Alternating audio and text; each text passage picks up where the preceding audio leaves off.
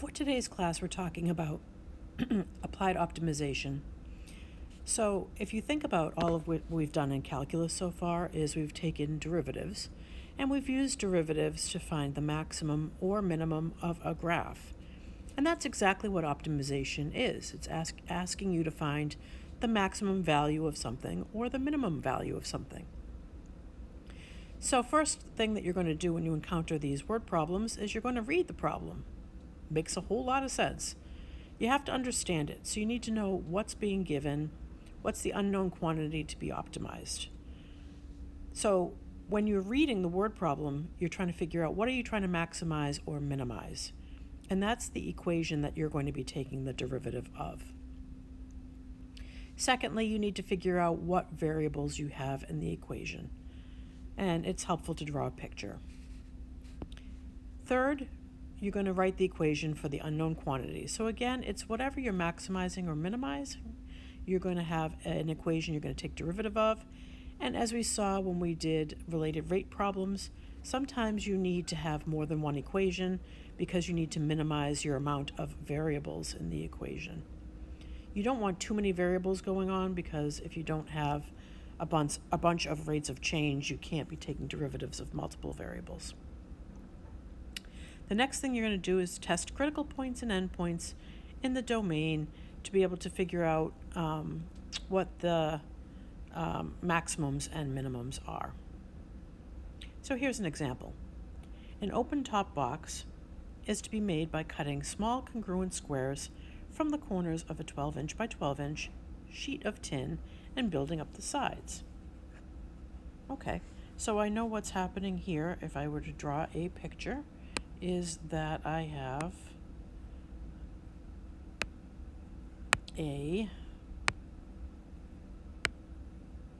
piece of tin.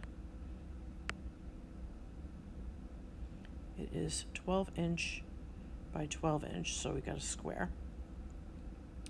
And we are cutting congruent squares out of the corners, so I know that it's going to be these little squares are being cut out. I'm trying to make them look congruent because that's what they said, but I'm not really an artist. Okay, so there's squares that are being cut out, so you're cutting out these little X by X squares. And we know originally the piece of tin is 12 inches. And so what we have here is when we bend up the sides, you're going to end up with a box. It's going to look something like this. Again, please don't criticize my drawings. And when I fold up the sides, what's going to happen is that my length of that box, I'm cutting out two X's because there's two boxes being cut out. Boy, it's a long time since I've been using this software. I'm struggling trying to find things. Okay, so this is 12 minus 2x is the length, and 12 minus 2x is the width. And if you think about it, the height of the box will be x because that's what's being folded up. Like, see, you've got this piece being folded up and that piece being folded up. So you can see that it's being folded up and it's x as a height. Okay, so the question they're asking is, how large should the squares be cut from the corners to make the box hold as much as possible? So the box holding as much as possible is talking about a volume. And so I know my volume is length times width times height. And in this particular case, I have a length of 12 minus 2x, a width of 12 minus 2x, and a height of x. That tells me that the volume, after I do all of the distributing, is 144 minus, 144x,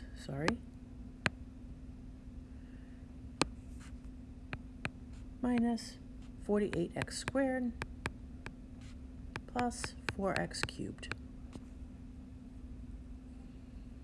So they want to know how large should the squares be cut from the corners, and we want to make the box hold as much as possible, which is telling me we're trying to maximize the volume. And in order to find a maximum value, we have learned that we're taking derivative. So my derivative would be 144 minus 96x plus 12x squared. And just like when we were trying to find maximum and minimum, we need to take that derivative and set it equal to 0.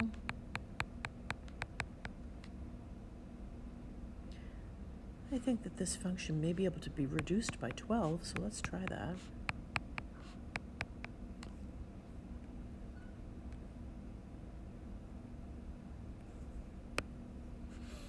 So then I have x squared minus 8x plus 12 equals 0.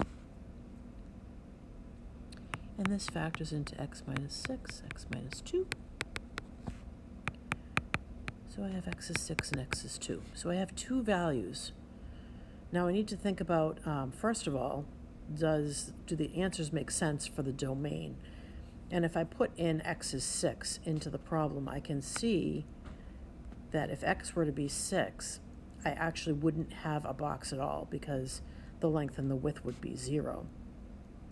So I can rule out the x is 6 answer.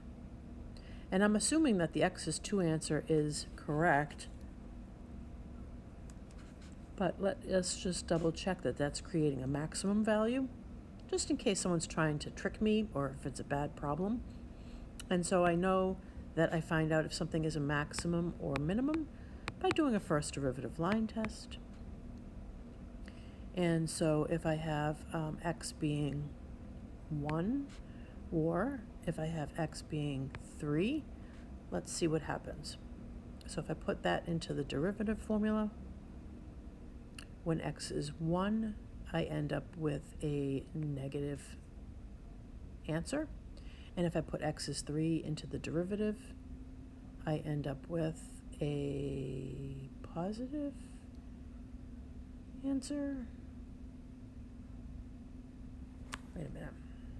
I gotta double check better. I'm just guessing. Hold on. Okay, I did better math. So you can see from the math I did over here that when I put 1 in for x, I actually get a positive answer from the derivative. And when I put 3 in for x into the derivative, I end up with a negative answer. So that means I'm increasing going into x is 2, decreasing out of going into x is 2, and so that is definitely a maximum value. So that means that the corners I need to cut out would be 2 inches by 2 inches.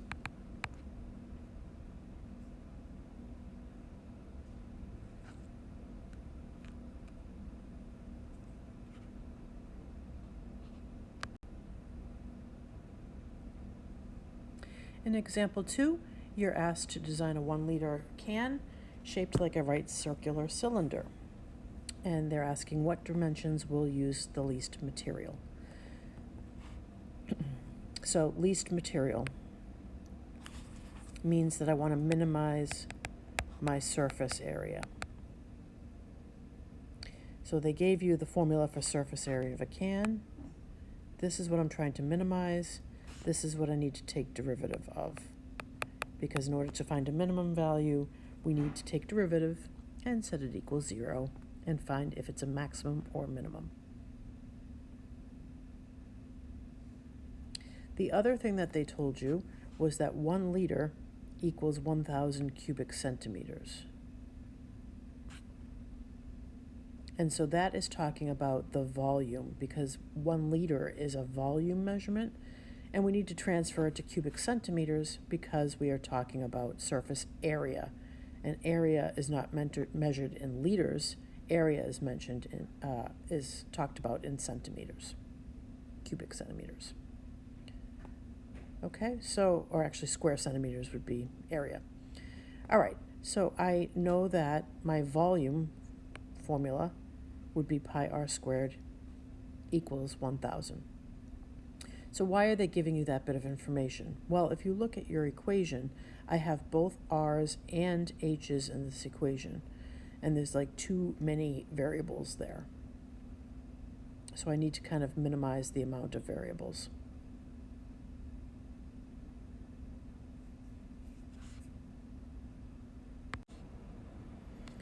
Okay, so I'm going to eliminate one of the variables just so that I don't have as many going on here, because when I go to take derivative, I don't want to have too many different things going on at the same time.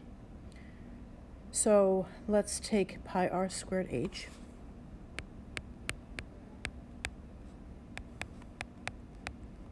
And let's solve for h.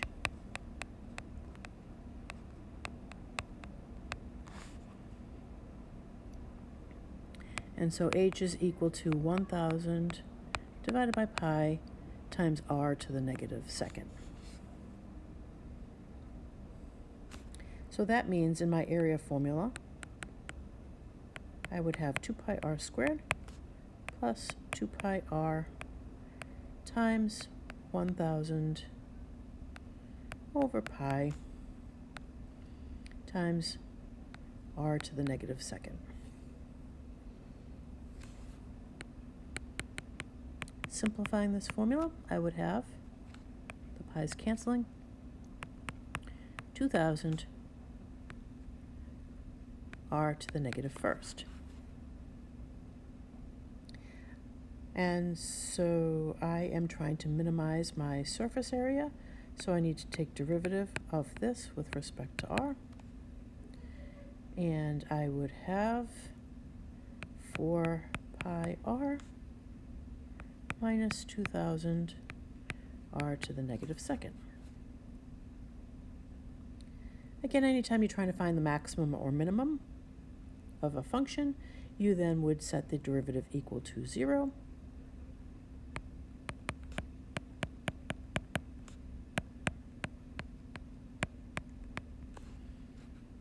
And in order to solve this, I probably would add 2,000 over r squared to both sides of the equation. I could cross multiply.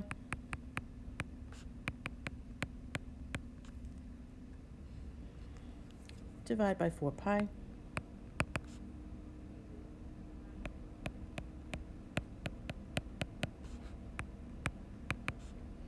And that would give me 500 over pi. So r is the cube root of 500 over pi. They are asking for what dimensions, and so that is my radius dimension. Again, I could double check by using my derivative line test, and I would find out that because I am, if I put cube root of 500 over pi into the derivative formula and find something to the left of it, I'm not sure it would be to the left of it, but whatever would be to the left of it, it is probably going to end up to be, I would say, decreasing and then increasing coming out, which is why it's the least material. Again, I could take the cube root of 500 over pi, I could throw it into a calculator, and I could definitely calculate that that does indeed work. But just to save time, I'm going to assume that that situation does work. So I have the radius, and then in order to find the height, I would have to go ahead and take my height formula, which I found earlier, and put the radius in, and then I would get my height. And the dimensions would be, this is in centimeters, and this would also be in centimeters.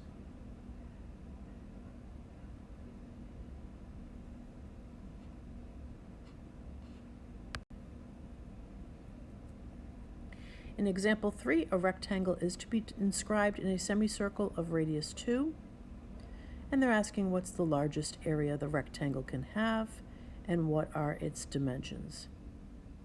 So I can see that I have the rectangle could change sizes, right? So they drew one that was orange. I could have made my rectangle look like this. You know, there's all different kinds of ways to make your rectangle. But in any case, your point would be x comma the square root of 4 minus x squared. Reason being because this is your original formula that is given. That's a circle formula with radius 2. And when you go ahead and you solve for y, you get this answer. So that point, wherever it is on the curve, is x comma square root of 4 minus x squared. So what's the largest dimensions that the rectangle can have? So you see that we know the area of a rectangle is length times width. And I can see that the length is 2x because I have x going from here to here. And I know I have x going from there to there. And the height of that rectangle is the square root of 4 minus x squared, because that is the y value if you put x in. So I need to find the largest area, which means I'm maximizing area. Anytime you want to maximize anything, you take derivative. I see I need a product rule here, so I do first times derivative of second plus the second, oops, forgot the chain rule up here, my bad. So I did the half exponent went to the front, I copied the thing, I subtracted 1 from the exponent because it was 1/2, 1/2 take away 1 is negative 1/2, but I forgot to multiply by the derivative of the inside, which would be negative 2x. Okay, so now I have to do the second times derivative of the first. So that's the second. The derivative of the first is 2. All right, so dA over dx is, let's combine some things so I can see that this 2 can cancel.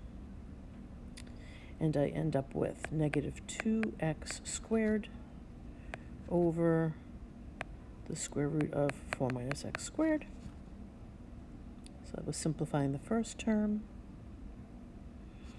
plus the second term is 2 square root of 4 minus x squared. Again, anytime you're trying to maximize or minimizing, you are setting the derivative equal to 0.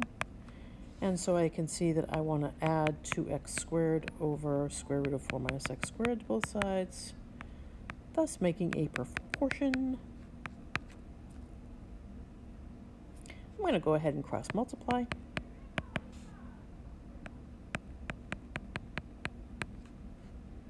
That's what happens when you cross multiply. Remember, square roots times themselves are just the thing. Cool beans. Divide both sides by 2. I get 2x squared equals 4. I get x squared is 2. I get x is square root of 2. Yes, I get plus or minus, but we can see in the picture a minus square root of 2 just puts us on the negative side. That's your negative value for the x. Again, I would assume that that is the correct answer.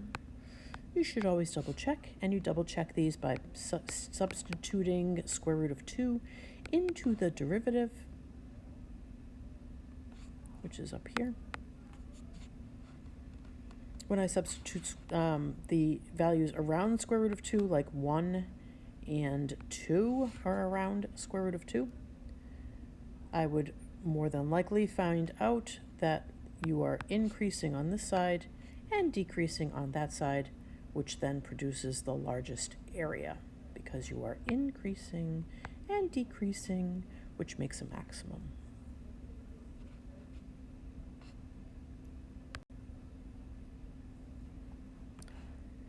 You are designing a rectangular poster to contain 50 square inches of printing and a 4-inch margin at the top and bottom, 2-inch margin at each side. So let's go ahead and draw a rectangle.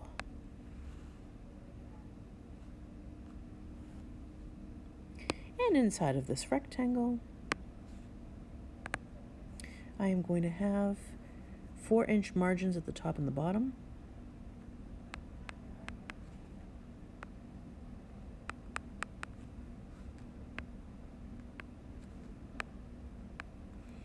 And I'm going to have 2-inch margins on the side.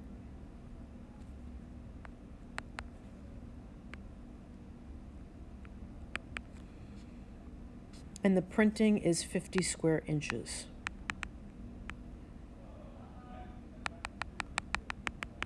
So that's only in here, okay?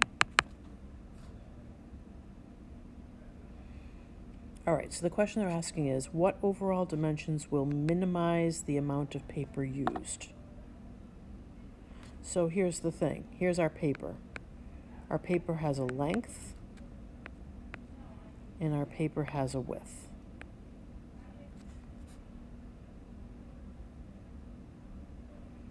I want to minimize that paper, so I want to minimize the area of that paper. Again, I have too many variables going on here. So that's why they talked about the 50 square inches. So in order to figure out our equation for that, your 50 square inches is made up by your length here, which is x minus 4, because it was originally x, but you took away 2 inches on each side. And your height of your printing would be y minus 8, because again, you have your y value on the side is being reduced by 4 on the top, and it's being reduced by 4 on the bottom. So this 50 square inches is being made up of x minus 4 is the base of that printing, and y minus 8 is the height of that printing.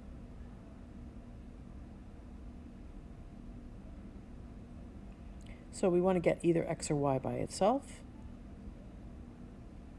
I'll go ahead and get y by itself. So I'm going to divide both sides by x minus 4 first.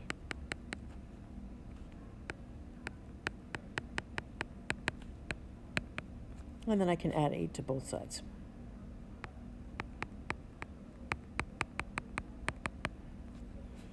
So this is what y is equal to, and I can substitute it right in there.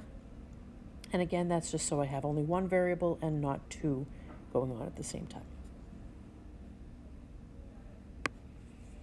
So now I would have area equals x times 8 plus 50 over x minus 4. Or area is equal to 8x plus 50x over x minus 4. You might want to get a common denominator and use the quotient rule. So this would be 8x times x minus 4.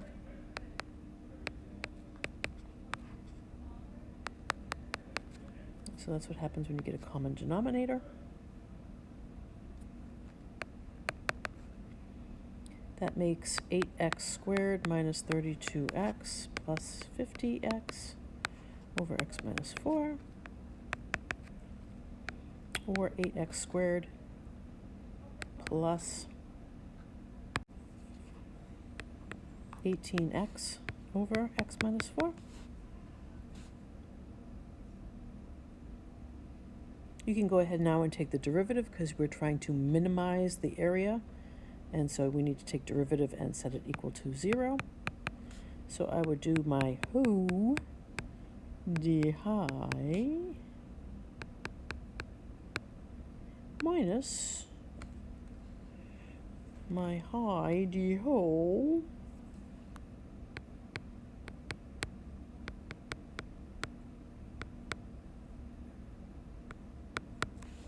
over whole.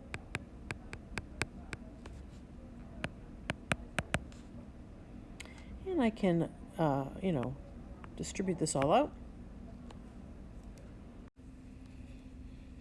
And after you distribute it all out, you get 8x squared minus 64x minus 72.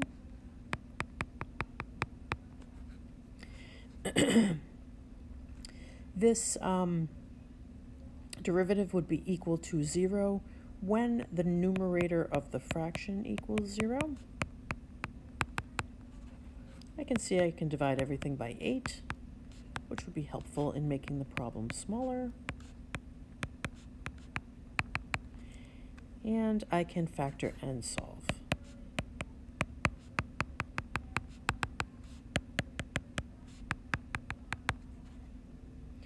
Now, you have to think about your answer. So remember that you have an x and a y, and their printing needs to multiply to make 50 square inches. So -1 doesn't make any sense in the problem.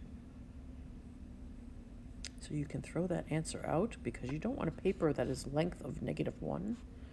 That doesn't make any sense. So I'm guessing that 9 is the correct answer.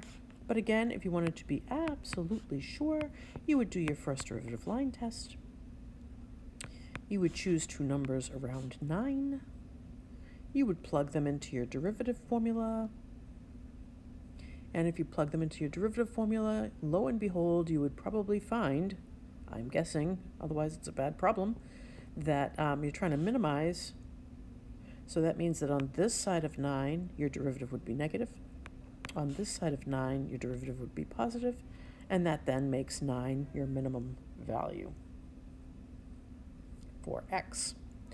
And again, they said, what are your dimensions? So not only do you need to put x is 9, so 9 inches long for the paper, but you also need to figure out what your y would be. And so you go back to this formula right here. And if x is 9, you would do 8 plus 50 over 9 minus 4.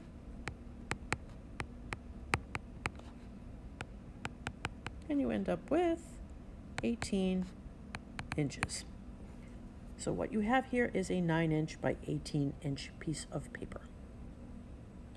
Okay, again, don't forget that if you have any questions at all, you can go ahead and email me. And I will try to help you out by setting up some sort of a Zoom call or something. All right. Go do your Delta math, and I will see you guys on Monday.